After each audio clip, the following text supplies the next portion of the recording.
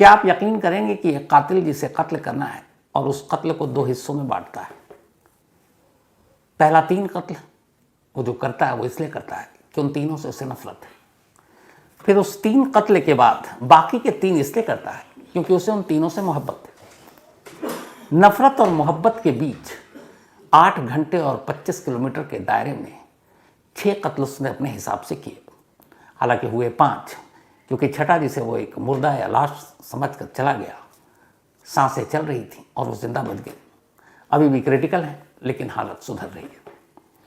मैंने आपको केरल के मास मर्डर की अभी कहानी सुनाई थी। 24 फरवरी को जो कुछ हुआ केरल की राजधानी तिरुवनंतपुरम में, 23 साल के लड़के अफान ने एक एक कर 8 घंटे के अंदर अपने हिसाब से 6 कत्ल किए थे, लेकिन हुए 5 थे। इस कत्ल की वजह क्या थी, मोटिव क्या था?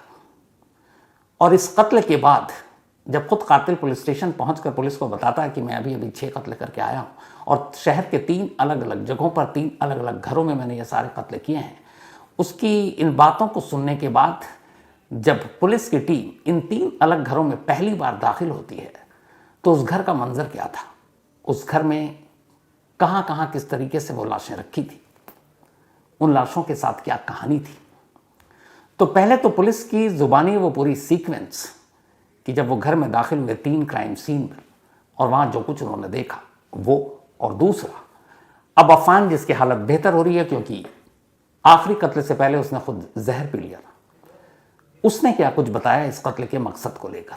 ये दोनों चीजें सामने आ गई और इसीलिए दोनों कहानी तफसील से आपके सामने।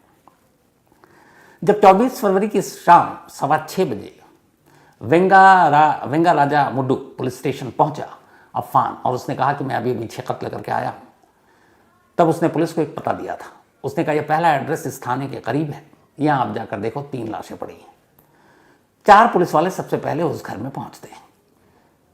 जब वो पुलिस वाले उस घर के अंदर दाखिल हुए तो जो कुछ उन्होंने देखा उन पुलिस वालों की जुबानी जो मंजर था उस घर का वो कुछ यूं था। जब वो अंदर दाखिल हुए तो सबसे पहले उन्होंने हॉल में एक बच्चे की लाश देखी जो फर्श पर गिरा हुआ था, चारों तरफ खून था, उसके सर के पिछले हिस्से पर गहरा जख्म था, वो उसी हथौड़ी से मारा गया था। लेकिन अजीब बात यह थी कि उस बच्चे जो कि अफान का छोटा भाई 13 साल जिसकी उम्र नाम एहसान, उसकी लाश के ऊपर और लाश के इर्द गिर्द बहुत सारे 500 रुपए के नोट फेंके हुए थे। कुछ लाश के ऊपर गिरे हुए थे, कुछ लाश के इर्द गिर्द थे। तो ऐसा लगता था कि जैसे कत्ल के बाद उन नोटों को फेंका गया उस बच्चे की तरफ। ये नोट असल में अफान ने फेंके थे। उसकी जेब में जितने भी पैसे बचे थे उसने वो सारे पैसे अपने छोटे भाई की तरफ फेंके थे। इसके बाद पुलिस जब आगे बढ़ी तो उसी हॉल में एक डाइनिंग टेबल था। उस डाइनिंग टेबल पर बहुत सारी कुर्सियां थीं और एक कुर्सी पर एक लड़की की लाश पड़ी थी। ये लाश फरसाना की थी, अफान की गर्लफ्रेंड। लाश कुर्सी पर थी, बैठी हुई हालत में थी और लाश के पीछे सर पर एक गहरा वार का निशान था। लेकिन हथौड़ी से जिस तरीके से पीछे से वार किया गया था उसकी वजह से फरसाना का चेहरा आगे से डिसलोकेट हो गया था,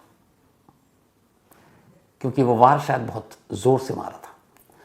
और जिस कुर्सी पर बैठी थी सामने टेबल था, उस टेबल पर एक फ्रेम था। उस फ्रेम में उस फैमिली की तस्वीर थी जिसमें खुद अफान भी था, उसकी मम्मी थी, छोटा भाई था और साथ में वो फरसाना भी थी, उसकी गर्लफ्रेंड, जो उसी पिक्चर के सामने कुर्सी पर लाश बनकर बैठी थी।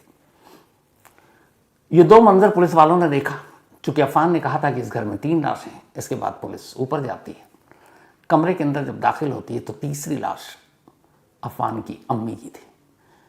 वो बेड पर थी, बेड पर चारों तरफ खून और सर पर वैसे ही चोट के निशान, लेकिन इस बार सर के पिछले हिस्से में नहीं बल्कि सामने की तरफ था और कुछ चेहरे पर। वो इस वजह से कि वो सीधे होकर सो रही थी और उसने वैसे ही हथौड़ी मारी। लेकिन उस लाश के साथ गले में उन्हीं का एक शॉल जो है वो गले में फंसा हुआ था। ऐसा लगा था जैसे पहले शॉल को फंदा बनाने की कोशिश की गई है। इन 3 लाशों के ये मंजर थे जब उस पहले घर में पुलिस की टीम दाखिल हुई। अब इसके बाद 2 और अलग अलग पुलिस की टीमें 2 और लोकेशन पर भेजी जाती हैं, क्योंकि 3 जगहों पर अफान ने ये कत्ल किए थे।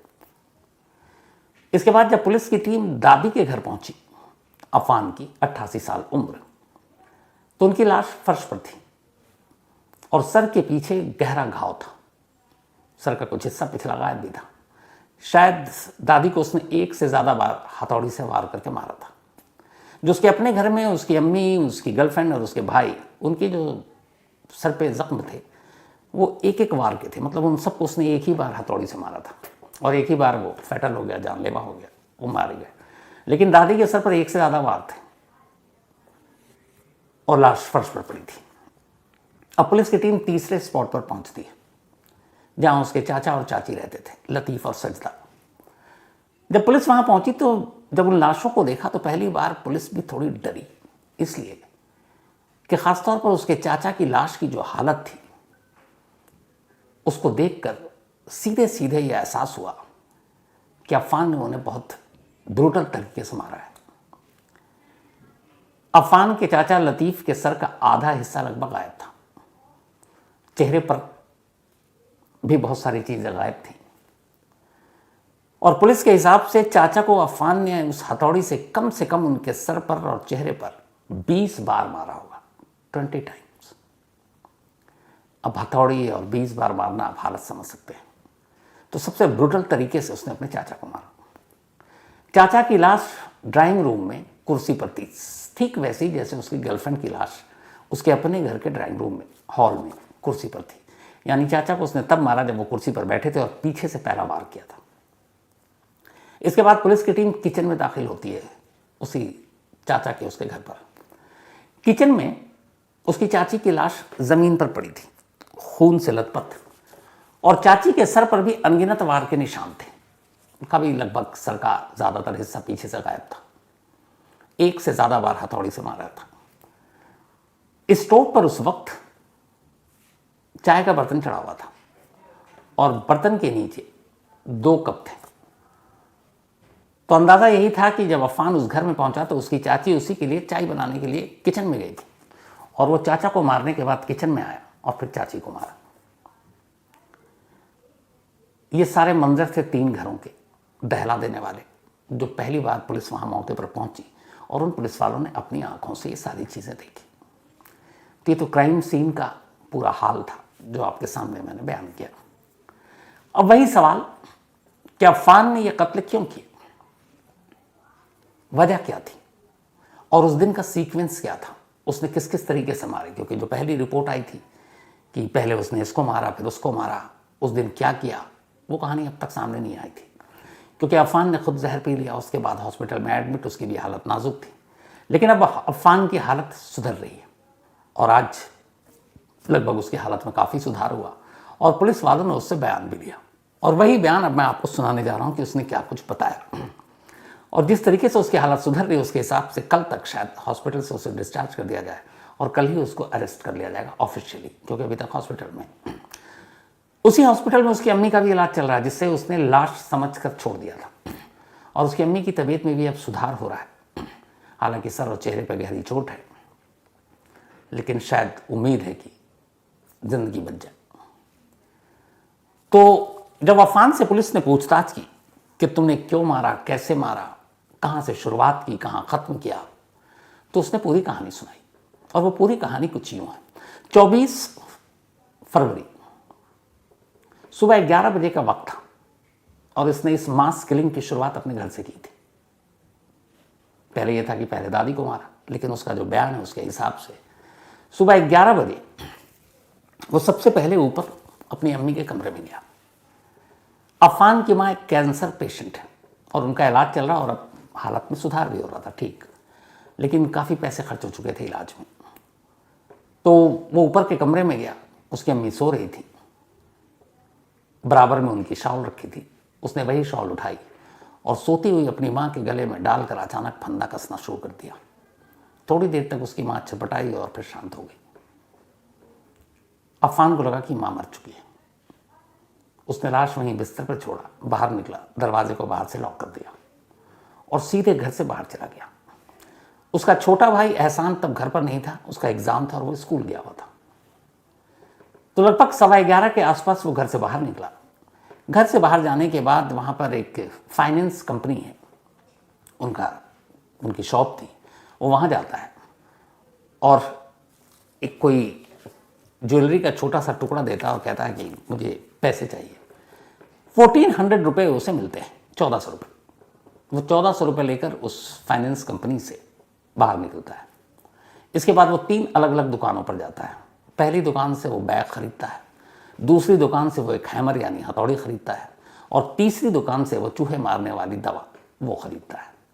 इन तीनों चीज़ों को बैग में डालकर अब वो वापस फिर घर लौटता है। अब तक लगभग दोपहर के 12 बज चुके थे। घर आने के बाद उसे लगता है कि एक बार माँ के कमरे में जाना चाहिए। वो दरवाज़ा खोलता है और माँ के कमरे में जाता है। बैग उसके हाथ में है, बैग में हथौड़ी भी है, बैग में पॉइजन भी है। जब माँ के कमरे में जाता है, माँ अब भी बेसुध है, लेकिन वो करीब से जब जाकर देखता है तो उसको एहसास होता है कि माँ की सांसें चल रही हैं। जैसे उसे ये एहसास हुआ, उसने बैग से हथौड़ी निकाली और सोई हुई माँ के सर पर दे मारा। एक ही बार मार किया। एक बार के बाद उसे लग गया जख्म देख करके अब बचने की उम्मीद नहीं है। वापस हथौड़ी बैग में रखता है, दरवाज़ा बंद करता है, नीचे उतर आता है। नीचे आने के बाद अब वो सीधे वहाँ से अपनी दादी के घर जाता है, जो करीब 20 किलोमीटर दूर है। दादी के घर जाने के बाद दादी उस वक्त अकेली थी। वहाँ दादी से कुछ देर बात करता है और फिर जैसे ही दादी मुड़ती है, बैग से वही हैमर निकालता है और दादी के सर पर पीछे से एक के बाद एक कई बार करता है। दादी गिर पड़ती है, खून बहने लगता है। उसे एहसास हो चुका था कि अब दादी बचेगी नहीं। इसके बाद वो दादी के गले से उनका नेकलेस निकालता है, सोने का नेकलेस था। नेकलेस निकालने के बाद दादी का घर बाहर से बंद कर देता है। फिर अपनी बाइक पर बैठता है, वापस अपने घर की तरफ आता है और फिर एक वही फाइनेंस कंपनी जहाँ से उसने 1400 लिए थे उसके दफ्तर पहुँचता है। वहाँ जाकर वो नेकलेस देता है। उस नेकलेस के एवज में उसे 74,000 रुपीज़ मिलते हैं। 74,000 रुपये में उसने बेचा। 74,000 लेकर वो वहाँ से निकलता है। उसने एक शख्स से कर्ज ले रखा था 40,000। उन 74,000 में से 40,000 वो उसे लौटा देता है जिससे उसने कर्ज लिया था। अब उसके पास बचे 34,000। इसके बाद वो बार में जाता है। बार में जाकर ड्रिंक करता है। ड्रिंक करने के बाद वहाँ से उठता है, फिर बाइक पर बैठता है और अपने चाचा लतीफ़ के घर की तरफ चल पड़ता है, जो लगभग वहाँ से जहाँ पे ये बार में था अराउंड 18-19 किलोमीटर होगा। जब चाचा के घर पहुँचता है तो चाचा और चाची घर में ही थे। चाचा के पास जाता है, उनसे बातचीत करता है। चाचा कुर्सी पर बैठे रहते हैं। वो अचानक मौका देखता है। चाची उसके लिए चाय बनाने के लिए किचन में जा चुकी थी। बैग से हथौड़ी निकालता और पीछे से चाचा के सर पर एक के बाद एक ही तरीके से मारता जाता है और उन्हें मारते ही वो तेज़ी के साथ अब किचन की तरफ जाता है। किचन में भी चाची की पीठ उसकी तरफ थी, चाय बना रही थी उसके लिए उसी हथौड़ी से। अब वो चाची के सर पर बेतहाशा वार करना शुरू कर देता है। फिर वापस आता है, चाचा को देखता है, चाची को देखता है, दरवाज़ा बंद करता है और वहाँ से निकल जाता है। इसके बाद फिर से बार में जाता है। बार में जाने के बाद ड्रिंक लेता है और फिर ड्रिंक लेने के बाद उसी बार से वो अपनी गर्लफ्रेंड फरसाना को फ़ोन करता है और कहता है कि तुम घर पर आकर मुझसे मिलो। फरसाना पड़ोस में रहती थी। फरसाना कहती है ठीक है मैं आती हूँ। उसके बाद ये बार से निकलता है, सीधे घर पहुँचता है। जब घर पहुँचता है तो फरसाना उसके थोड़ी ही देर बाद घर के अंदर दाखिल हो जाती है। फरसाना से वो कुछ देर बात करता है। अब उसका इरादा फरसाना को मारने का है, लेकिन तभी उसका छोटा भाई एहसान स्कूल से घर लौटा है। जैसे वो लौट आया उसने देखा, उसने एहसान को कुछ पैसे दिए और कहा कि ये जो तुम्हारा फेवरेट रेस्टोरेंट है, अरबियन फूड जहाँ मिलता है उसका एक ख़ास नाम है, वो ले आओ और ऑटो से जाओ। उसको ऑटो का भी पैसे देता है। एहसान पैसे लेकर निकल जाता है। अब घर में अकेली फरसाना और अफान है। फरसाना चेयर पे बैठी होती है। इसके बाद वो हथौड़ा निकालता है और पीछे से कुर्सी पर बैठी फरसाना के सर पर एक ही बार जोर का करता है। एक ही बार में फरसाना का काम भी हो जाता है। थोड़ी देर के बाद अब उसका छोटा भाई वापस लौटता है।